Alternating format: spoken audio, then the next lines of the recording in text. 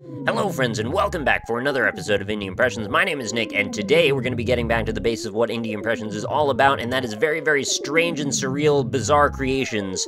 This one, in particular, Melter, happens to have come from the LD32 Game Jam with the theme of an unconventional weapon, and is created by Mason Lindroth. So as you can see here, we've got a very odd looking setup. My best guess as to how this art style was done, and this is just a guess, I don't have any real backing information, was that it was done in clay, and then photographed, and then run through a series of Photoshop filters that reduced it to as minimal colors as possible. I could speculate on which filter, but I don't think that would be productive. Anyway, it's a platformer. We're going to be trying to melt our way through the levels, and also melt our brains a little in the process.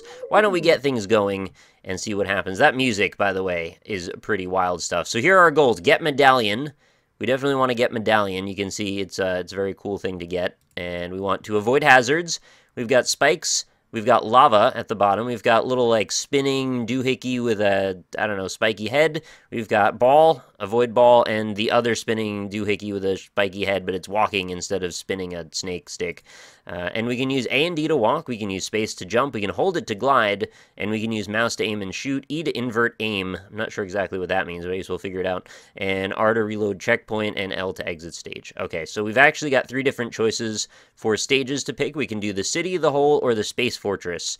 Hopefully we'll get to see a little bit of each. In my play, before we started recording, I've only just done a little bit of the city, so we'll see what kind of surprise we can get ourselves into. So that's our character. A less spiky version of the spiky-headed minions that you saw that we needed to avoid. And every time I take a step, it does that. Like a muffled clown horn.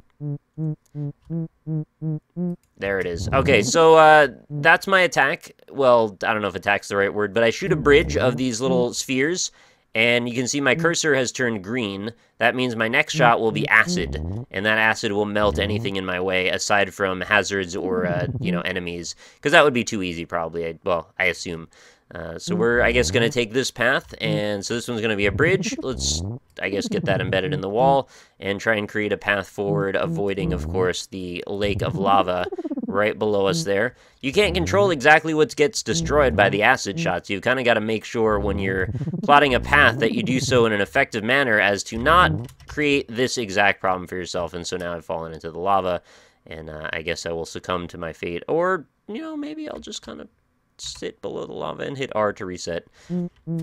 It's an LD game, means that it is, or most likely was created in 48 hours, and that's okay. We have played a lot of these games in the past. They have issues sometimes. At heart, what we're really doing here is we're just critiquing the idea and the very basis of the production that's involved with it so far. And thus far, I'm certainly enjoying the art style quite a bit. The controls might leave a little bit to be desired, in my opinion. I don't know if it's because I'm recording or what, but there seems to be quite a bit of input delay if I hold any one particular button for too long. So as you probably noticed there, I was just basically walking myself into death several times over. Granted, I'm not the best always at things like this, but also I think that was not necessarily me that was doing that. See, in this case, I'm trying to run into this platform, and it's causing the cursor not to go where I want it to be. Oh god, I've unleashed the floodgates. Alright, let's just kind of avoid that guy this time. Maybe we could just platform past a lot of this stuff and use our glide ability to get over here, maybe? Oh, please don't let there be lava. Oh, there's not! That's fantastic news! Okay, we're still alive. Alright, so when I'm not holding down anything, seems like we've got no delay. So I've got to make sure I don't hold those keys, if I can. So there's a refrigerator and some tombstones. See if we can kind of dig through this here. I'm honestly curious if I was even close with my guess on how the how the art style was created. I'd like to be right about that, because it would be kind of entertaining, but if not for that, I guess I would be kind of curious how it was created. Because I can't think of a lot of other ways. And if that was the way that it was done, it's a pretty inventive and different way to go about creating a little world like that. Because it certainly leaves its own marks on the whole idea behind it. I mean, this is a very distinctive presentation. I've never really seen anything that looks exactly like this. I mean, I guess you could equate it a little bit to like some of the ZX Spectrum games. They've got the minimal color design patterns and such. I mean, it's got a kind of that same design feeling to it, but very different in terms of the textural qualities and the placement of things. Feels like it's its own creation. Alright, that's what I wanted to do. I guess we kind of, like, deflected that ball. And now I want to see if I can maybe get... Oh, come on. I want to get over there, and I don't want to be at the very bottom of this pit. There we go. So maybe we'll make... I was going to make a bridge over there, but didn't quite put it where I wanted it. That's fine. Let's just keep on creeping through there, and create a bridge. Get up on top of this rock. It's much harder than you would expect to not melt through everything. This must be what, like, a bleeding xenomorph must feel like, trying to get through to, like, the med bay for xenomorphs that doesn't actually exist. Just wrecking through all the floors and just falling and bleeding more, and it's like, it's a downward spiral of bleeding and acid burns. Well, I guess, do they get burned? I think they get burned by their own acid blood. I think that's come up a couple of times, but, yeah, I mean, it's gotta be tough if you're bleeding so profusely, you're just cutting through all of the floor around you. So there are flags, that serve as checkpoints. I haven't seen any yet. Maybe if I did, I didn't get to one, but I didn't notice it. Not necessarily right here. So let's see if we can keep on... I really want to just go over everything. Oh, you know what probably has been going on this whole time? I think it's been at invert. And that's why every time I shoot, I don't expect where it's going to come out. So this might actually result in a lot better accuracy for what I'm trying to do here. Why on earth would you have invert as even an option? Like, what do you gain from doing that? I don't really understand that. Do we start? No, we start regular. I must have just tapped E at some point. So things feel kind of floaty in general. I think that's fine. This is a very nebulous, bizarre concept in the first place.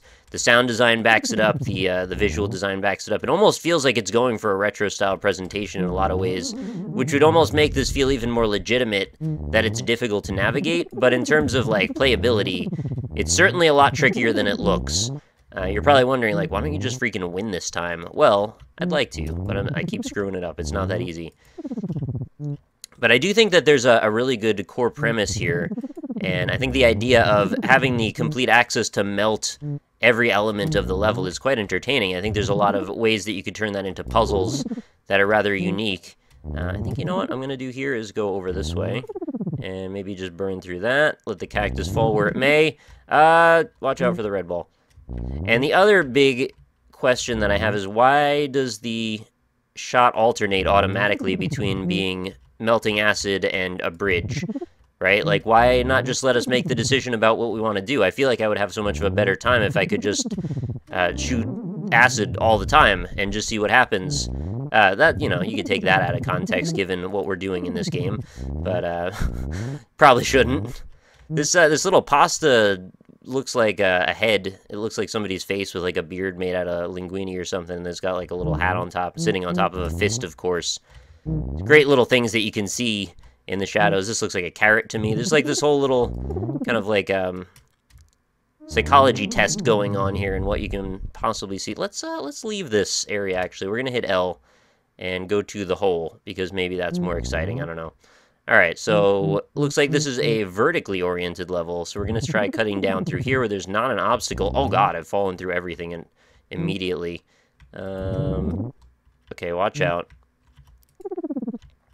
Oh, there's a flag, and we've activated it. Alright, so this level is like 100 times easier than the last one. You saw that it turned purple when I walked into it, so I guess we did something right.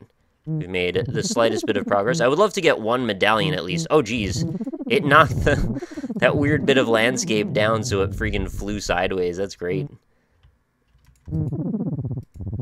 I would love to hear more music like that title screen, but it also, if you hear it too many times, I could imagine it might get a little bit on the annoying side, considering it was a lot of bleeps. Why did I just walk into that? I could see that so obviously right next to me. Alright, so we see there's another flag. If I could just get my way through here and avoid walking into danger. Oh, I'm still alive. Now, can I jump high enough to get over the spike? Yes, I can, and yes! Checkpoint number 2.